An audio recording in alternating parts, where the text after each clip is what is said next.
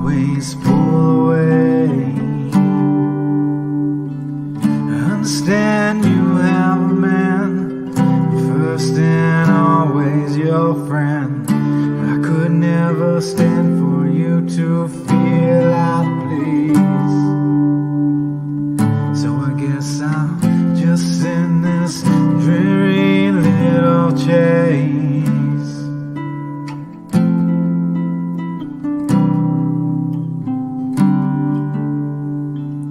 Had to keep God in my heart to keep from falling apart. Knew this was gonna happen from the start. Still you keep dragging me in ever so closely, so that our eyes gaze could dance this night away.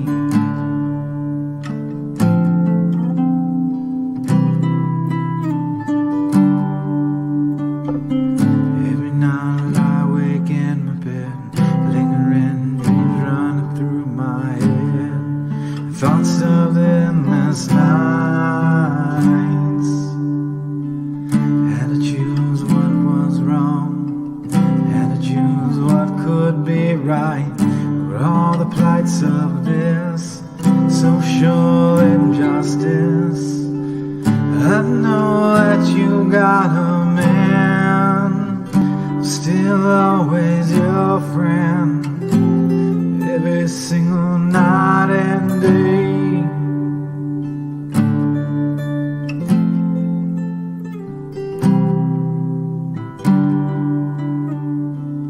Help me to call your name, get me from going insane. Oh, I don't know when this madness will end.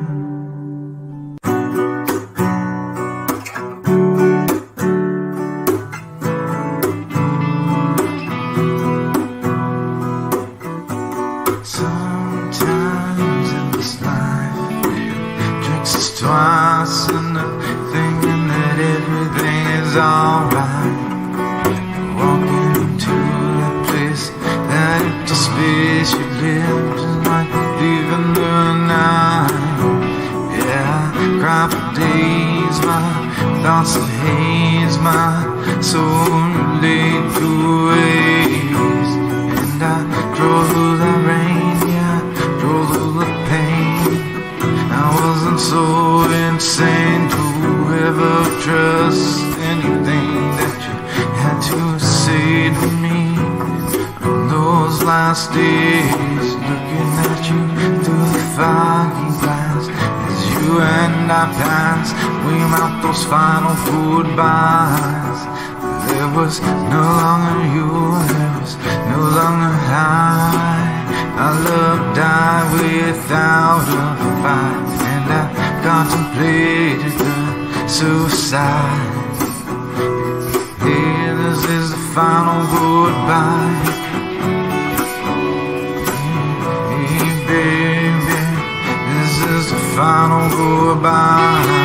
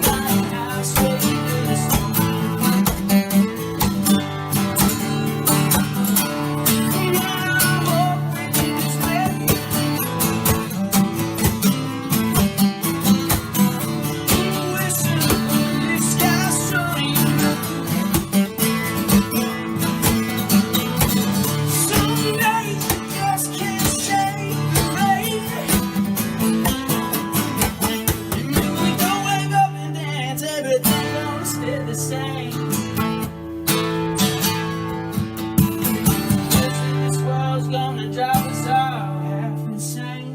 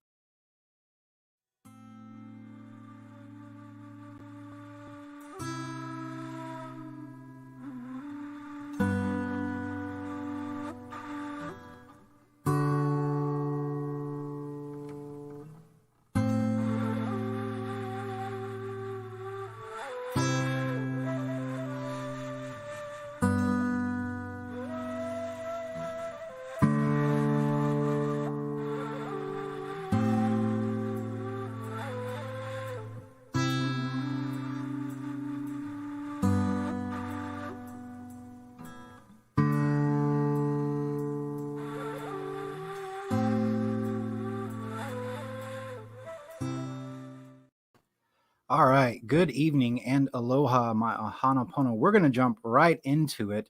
I made the video title and all this stuff earlier with still based off of the assumption that Kim Jong Un was unverified to be dead. Within the last 10 minutes, we have gotten that verification. So I will jump straight into it right now. And we're going to read this. It's about an 8-minute read, but I'm going to read through all of it just so we can get a clear picture of what's going on. This is by The Express. It says that Kim Jong Un dead.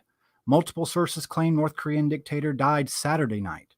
Kim Jong Un, North Korea's supreme leader, is dead, according to multiple sources coming out of North Korea and the Far East, though due to the hyper-secretive nature of the pariah state, the exact picture remains unclear tonight.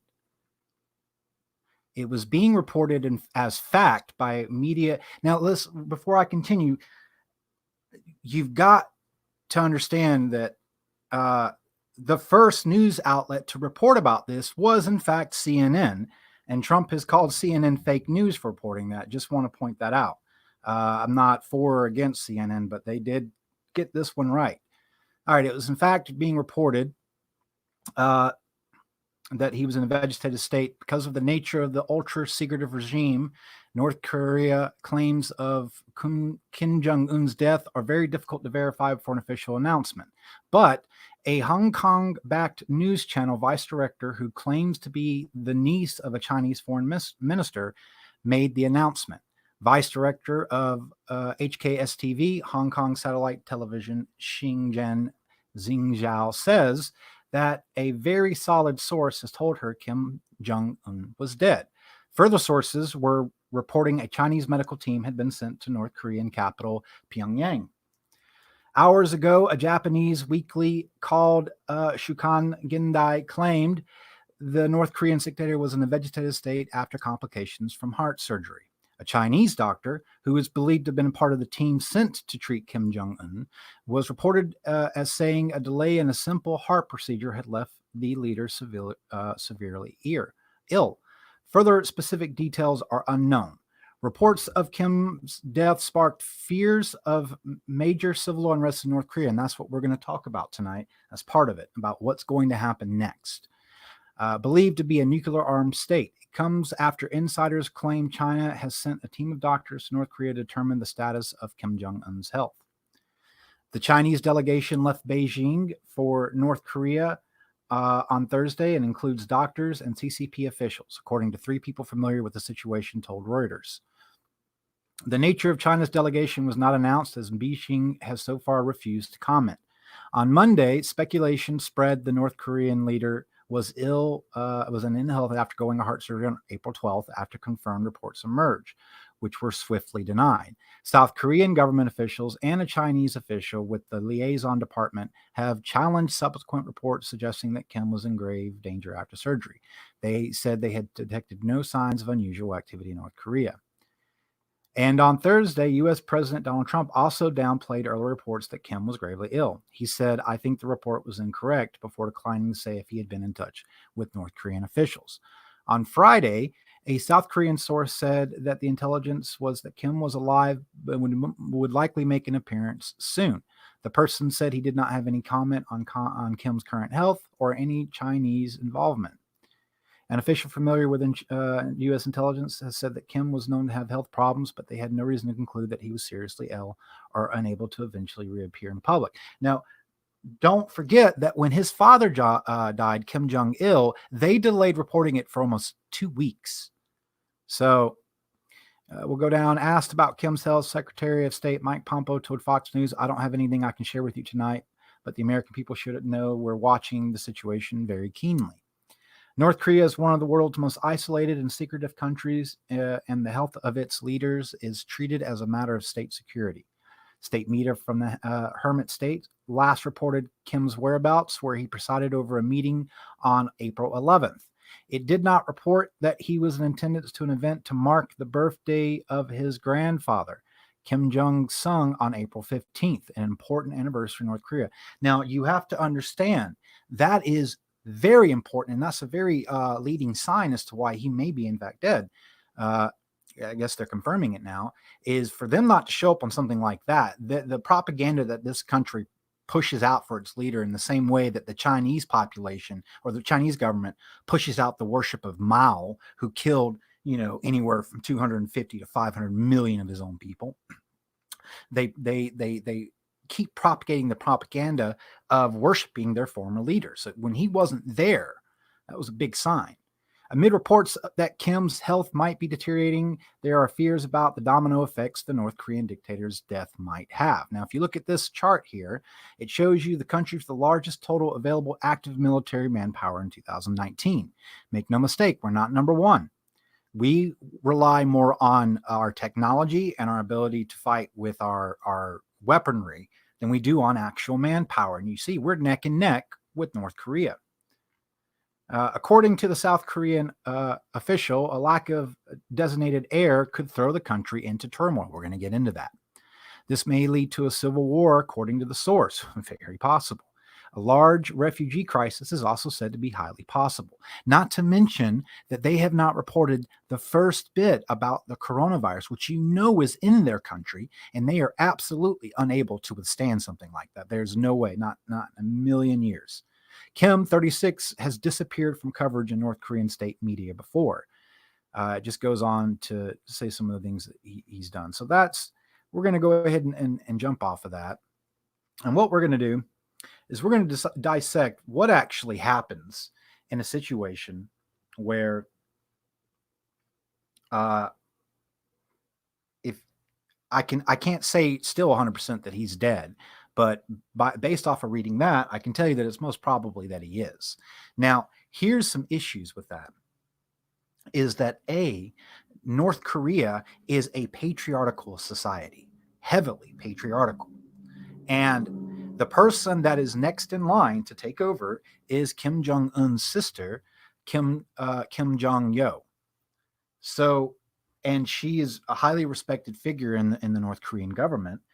However, that is going to directly conflict with the patriarchal society, where they believe that a man should be in that position. So it's going to absolutely create a power vacuum if it hasn't already. If he died Saturday night, which was was either tonight or it was last week, it doesn't matter. You're going to see a power vacuum if you haven't already. Look, let's not forget that the North Korean government oppresses their people to a point where if they get, a couple of cups of rice a day, they're in bliss because conditions for them are so bad that if they get something what everyone else would consider meager, they're happy about it. The people have been oppressed for a very long time over there. And let's not forget that the Kim family has been murdering their own family members, has been murdering top brass, decapitating them, executing them in public. Anytime they say any bit of a whisper that goes against the Kim regime. And so you've got to imagine that some of these top brass who probably can't stand this family have been waiting for the perfect opportunity to take over a military coup. And it's actually the perfect stage in the world to do it too, because everyone is so focused on COVID-19 and economy shutting down. So would we invade? Would China step in? And that's some of the big questions that we're going to be asking. I think that if nothing else, China would intervene before America did. And that's only if, the military takes over and they plan on doing something to, launch something against us. China might step in and maybe stop that or help, prop it up and let it pop off. Excuse me, hold on. So the next article we're going to be looking at is going to go into that. So you got to understand the China-North Korea relationship. It's kind of it's a lot like our relationship with China, except that they use North Korea, China does, as like a buffer state, and there's a lot of propaganda that goes through that state. We're going to jump down here and we're going to talk about China's priorities. And this is very important. Now, China has regarded stability in the North and the Korean Peninsula as its primary interest. Its support for North Korea ensures a buffer between China and the democratic South, which is home to around 29,000 U.S. troops and Marines. Now, remember, I was stationed in South Korea for 2 years. In the Army. I lived in Camp Casey for the first year and Camp Hovey for the second year, which they're basically the same camp. It's all in the same area, except Camp Hovey is the closest camp to the DMZ. It's about 11 miles away from the demilitarized zone. And so some of the information and knowledge that I have on North Korea comes from personal experience of living over there, being in the military. So, while the Chinese certainly would prefer that North Korea not have nuclear weapons, their greatest fear is regime collapse.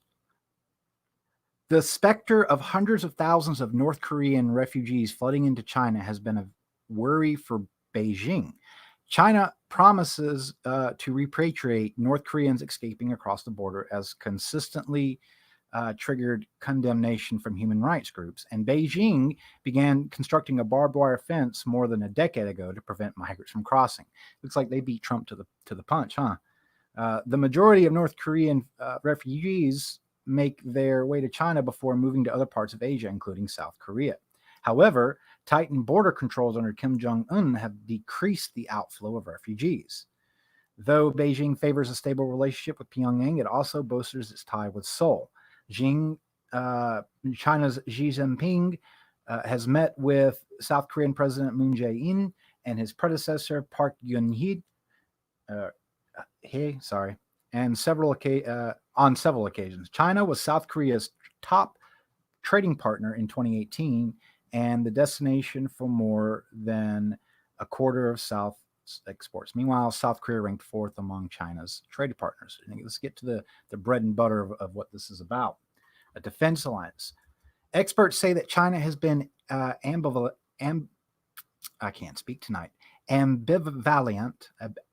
about its commitment to defend North Korea in case of military conflict. Now, there is a treaty that was signed. It's a 1961 Sino-North Korean Treaty of Friendship, Cooperation, and Mutual Assistance, up for renewal in 2021. It's very interesting. It says China is obliged to intervene against unprovoked aggression.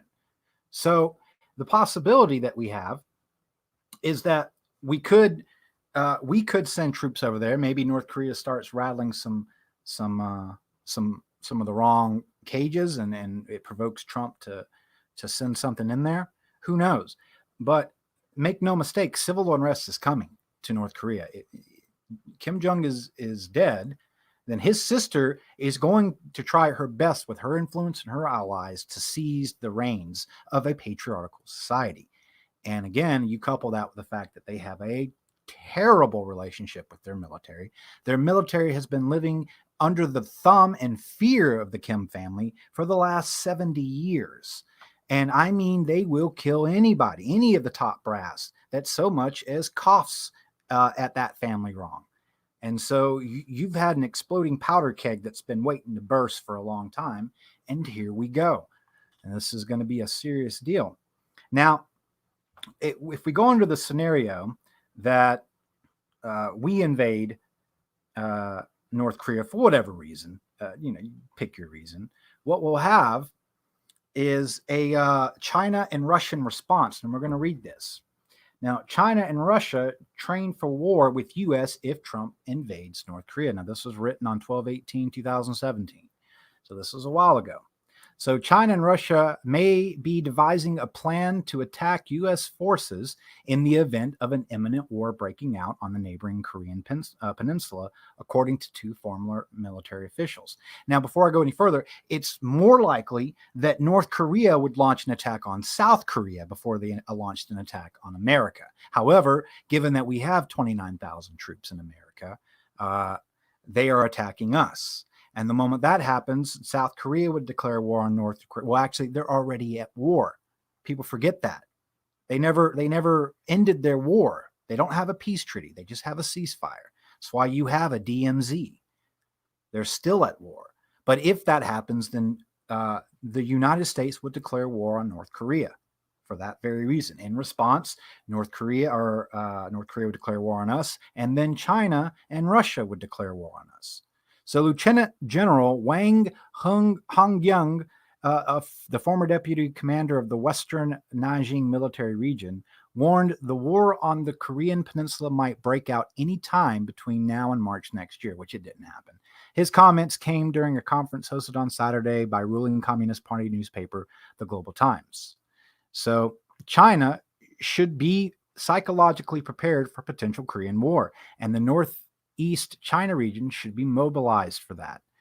Such mobilization is not to launch war, but for defensive purposes. So we have this complex scenario developing now where it might be possible that we're going to go to war with North Korea. Don't know yet, but it's too early to tell. The main target of the joint drills between China and Russia is the U.S., which has both ballistic and cruise missiles that could pose a real threat to both Beijing and Moscow. They have no clue what we really have. Both Russia and China wanted to use these joint anti-missile drills for strategic deterrence. They wanted to push the U.S. to withdraw its Terminal High Altitude Area Defense, also known as THAAD, from the Korean Peninsula. It will never happen. So China and Russia previously backed North Korea when the newly established communist state went to war with South Korea, supported by the U.S. and UN in the early 1950s, from 1950 to 1953. The three-year battle, widely seen as the first clash of the Cold War, ended with an armistice establishing a demilitarized zone, the DMZ, roughly along the pre-war border, but no peace between the warring neighbors. So just remember that. They're still at war. So we have this situation where there has always been really, really tense relationships between North and South Korea. We had several incidences that you guys have never heard about pop off in 2006. Things that the military, we got prepared for, and we had some real scares with North Korea. So it happens all the time. We almost go to war with North Korea on a monthly basis. It's just that they'll put their troops up on the DMZ just to saber rattle, and then Americans and South Koreans will respond in kind, and then they'll back off, and then they'll do it every so often, or they'll launch a military missile into the open waters. And the only reason why Japan hasn't already invaded North Korea is because, due to the fact of their unconditional surrender, which is still in effect, they have to ask our permission to go to war with anybody. And the Japanese are very honor bound. So the government's just not just going to break that. And plus, there's a lot of ramifications that come with that. So they have to ask America's permission to go to war with anybody. But they would have already been at war with North Korea if we'd allowed it. So we're going to jump into this next one. And this is going to answer the question that I was talking about earlier, is about the coronavirus, right? So this is coming out of Seoul. North Korea is not saying a word about deaths or illnesses from the coronavirus, because this is a whole nother factor that we're adding on to the fact of the civil unrest. It's just one amalgamation of black swans on top of another. So the disease has reportedly spread all across from the border of China and has taken its toll in a country with a dismal healthcare system and scant resources for fighting off the deadly bug. On sure sign of the regime's fears is that it failed to stage a parade in central Pyongyang on Saturday, the 72nd anniversary of the founding of the country's armed forces. Again, this is something else that this propaganda state has missed, to publicly show the world how strong and united they are. When they tell their people, if you don't openly cry and cheer and fall to your knees and worship of our leader, we're going to kill you and your family afterwards. That's what they tell these people as they're panning these cameras across the people. They're told that if they don't look like they love this leader, they're going to kill them. So just so you know about that. And that's absolutely true. This year, nothing about the nation's nuclear warheads, much less the new strategic weapon, whichever that was, that Kim has vowed to unveil. So this was written before, apparently he had gotten sick. All right. So it's not good news that he's dead, right? Because what we just did is we traded an evil we know for an evil we don't. And we don't know what evil that is right now, because you're going to see opposing forces. Now, Kim Jong Un's sister could, in fact, prevail. She could take over, and it could be seamless. But the military, the top military brass, the people that you always see in the photos with Kim Jong Un, they may have something else to say, right? So you could see a civil war. You're going to see America probably launch a grand humanitarian efforts. That's if we have the resources and the capability to do it at this point, because we're starting to dry up on our resources. A lot of the world is. And if we do any sort of announcement that we're going to attack them or any sort of strong words coming from the president at this point is not advisable. You need to let this situation play out. Let who takes control, and work with whoever that person is.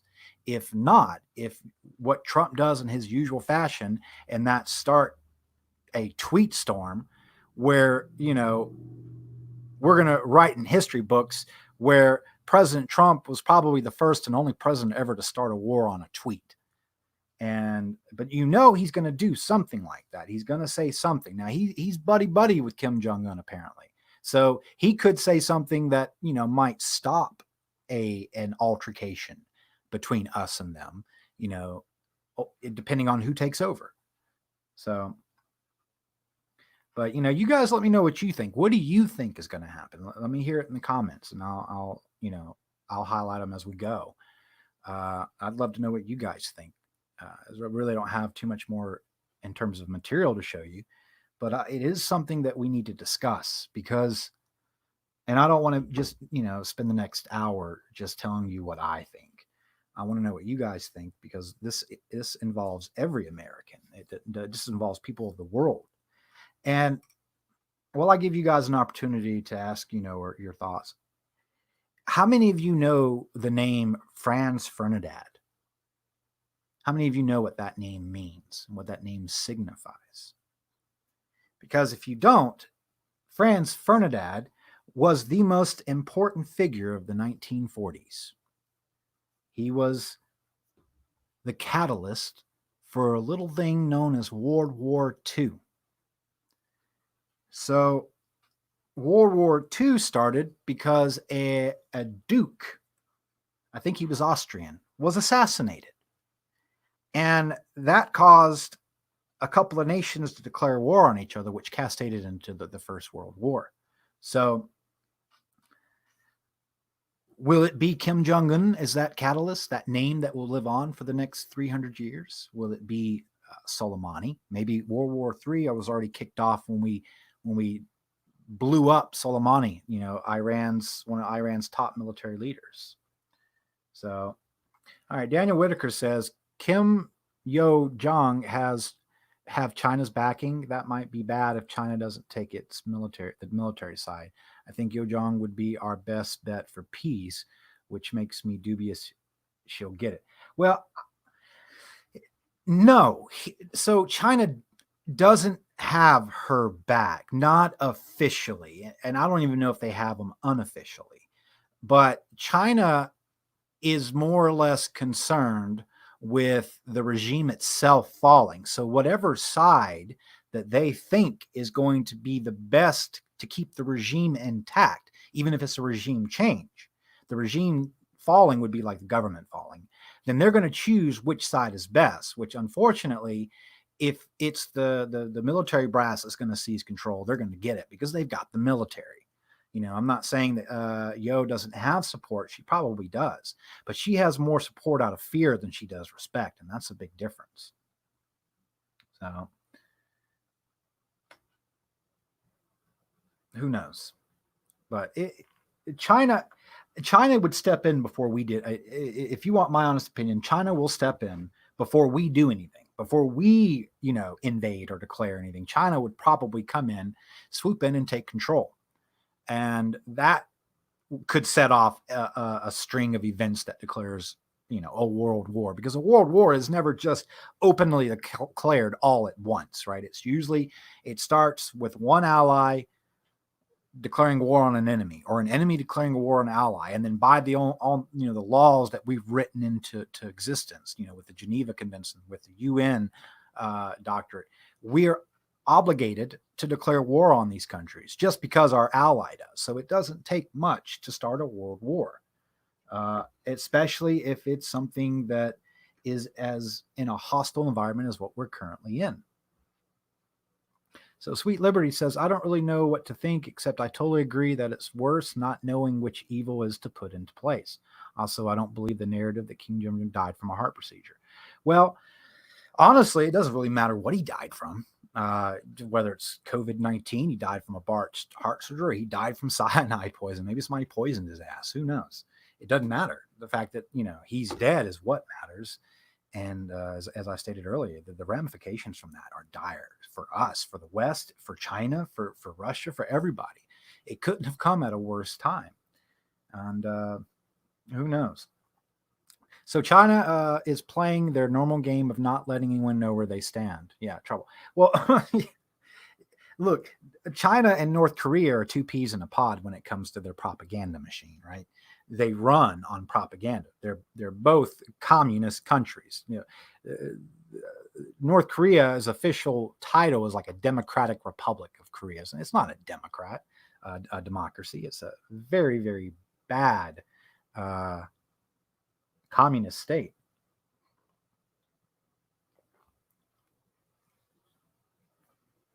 Oh, I'm sorry. Yes, Mark Edwards, you're right. I meant First World War. I think I might have said first at a certain point.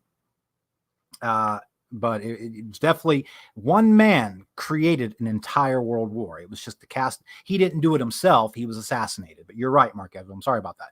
I'm sure I've said First World War at a certain point, and I said Second World War a couple other times. So, but yes, First World War is when that happened. So, what is very bad taste? Geez, very bad. Oh, very bad time. I'm sorry. I read very bad taste at first. Very bad time. Yeah, it's sometimes it's like how much of all this happening at once can you think is just coincidental? At a certain point, that's why people are starting to say, "Damn, all of these conspiracy theories are starting to come true," right? So who knows? But look. All I know is that with all of our troop movement and stuff like that, it's very impossible. It's very possible they had knowledge, early in April that he was doing bad. It's possible that we've been setting up for a defensive position in case we get invaded. We've been sending M1 Abrams tanks and lots of personnel to our coastal cities, both east and west. And there's actually a very famous document that comes out about if China and Russia were ever to invade America, they would invade from the east and west simultaneously. So men go their own way forever. Says that China is an ally with North Korea. They won't let that go if he actually died. I don't believe it was a natural death. And it couldn't have been. Like I said, it honestly, that has a little to do with the consequence of him being dead. And they are an ally, but they're a strained ally. They're not, their tensions have thawed, especially with Kim Jong Un, with all of his meetings with Xi Jinping. But they are obligated to step in and stop a regime falling, because as much as they don't want to admit it, they do need North Korea around, especially for us and South Korea, because they don't like South Korea. They trade with South Koreans, but they don't like South Koreans. They always see South Koreans as the traitors who sided with the white man, the man of the West. And that's been the sentiment of a lot of Chinese officials. I wouldn't say Chinese people, but it wouldn't surprise me. They've taught Chinese people to hate Americans. They've taught Chinese people to hate Europe, just like America teaches us to hate Islamic people, just like America teaches us to hate them. It's not the people that have anything to do with this. It's always the governments. And it's the people that get caught up in the corruption that goes with those governments. Yeah, so you caught that yesterday as the grand solar minimum. But again, when I mentioned that in a grand solar minimum, anytime we have one, war comes. It happens throughout history. You just have to be a student of history. The problem with humanity is that we only learn one thing from history, and that is the simple fact that we learn nothing from history at all. We always repeat it. Mark Twain said that history doesn't repeat itself, but it sure does rhyme. Well, it does both. It rhymes and repeats. So it's not looking good for the world for 2020. I keep saying this is going to be the year of the Great Reset, and this is what this year is going to be referred to for a long time to come. It's the year of the reset, when humanity had to reset civilization, not it come crumbling down and falling and burning in ashes and stuff like that. But where you see an absolute transfer to a 1984 Orwellian nightmare. That's if we don't get smashed by this 1998 OR2 asteroid, and it's supposed to come, within 4 million miles of us. Who knows? So, Sweet said earlier that she's afraid of an EMP hitting, and I said, "What do you mean? Do you mean an electromagnetic pulse, or do you mean an extraterrestrial mountain-sized penetrator? Because that's what an asteroid or a comet is." So yeah, with what grand solar minimum, you've got war, you've got pestilence, you've got famine, you've got locusts, you've got disease, you have monetary collapses of empires, you have empires collapsing, you have all of these things, and like I said, we covered that last night on my other chat. Well, see, yeah, here's the thing about grand solar minimums is we can't predict how long that they'll last. They'll last more than 5 years, though. They're saying it's going to peak in 2025, but I don't believe that at all. I believe that we're going to be in a grand solar minimum for at least 100 years. Now, I shared a map that I had created. Let me go ahead and I'm going to pull that up now. But I created a map for my show last night that shows that when we enter a grand solar minimum, it lasts for up to 100 to 200 years sometimes. And I think that it's going to be the exact same case. We're having the drop in our solar activity is what's so alarming. It's that we've never dropped this quickly into little to no sun activity. Now, there's also evidence now that Comet Atlas might actually hit the sun. There's a video that BP Earthwatch put out today. It's about a 12-minute video, and I really suggest that you guys look at that. And it's talking about that Comet Atlas is broken into 4 predominant parts, with the biggest one, A, coming within 320 miles of the surface of the sun. 320 miles. That means it's going to hit it. The gravity is just going to suck that in. That's way below the gravity keyhole. Now, what happens when you combine a grand solar minimum where the sun's not having any activity and it gets hit with an asteroid or a comet with the centrifugal force of probably 1 billion atomic bombs, not 1 trillion? What do you think that's going to do? That's going to cause it to wake up really sudden, like shoot out mass corona ejections, shoot out EMP type solar flares that would fry all of our electronics and send us back to the dark ages. Now, it's most likely going to hit. BP Earthwatch called it, and I second his notion that first piece, the other 3 may not hit. That first piece is going to hit the sun. Smaller pieces have hit the sun than this comet. Smaller planet or sun hitters have hit it. So it does not take much for it to go into this planet. And once it gets hit, what happens then? We might go from an extreme solar minimum to an extreme grand solar maximum. So no, you're fine. You're fine, Mark. I don't go by a schedule. I don't have like a script written out. I just kind of wing it. Just like Murphy does, just like a lot of people. I am all about interacting with you guys because I'm not a big channel, and I don't care to be a big channel. So it gives me a little bit of an intimacy with you guys, and it allows me to interact. Because I mean, if you guys weren't here listening to me, I wouldn't do this. I just put out regular videos. I'm only doing it because you guys take the time out of your day to come and listen to me. So thank you. Feel free to bring up anything you want. It doesn't bother me one bit. All right, let me look up this. I hope this doesn't go away. Let me look up this. Oops. Where are we at? I'm trying to find this picture so that I can share it. And it won't let me.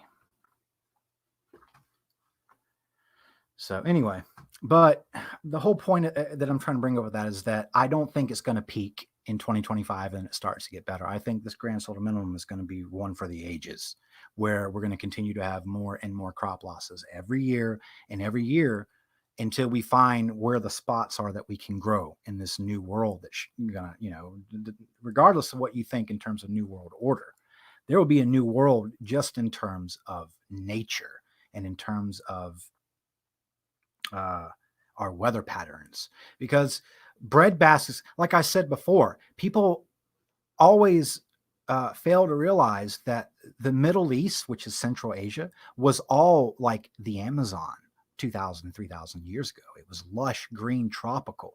Many crops were grown. It was the cradle of our civilization, this reboot that we've gone through 7,000, 8,000 years ago. It was fertile. It was able to sustain a civilization being born. Now it's desert. That's because of the grand solar minimum.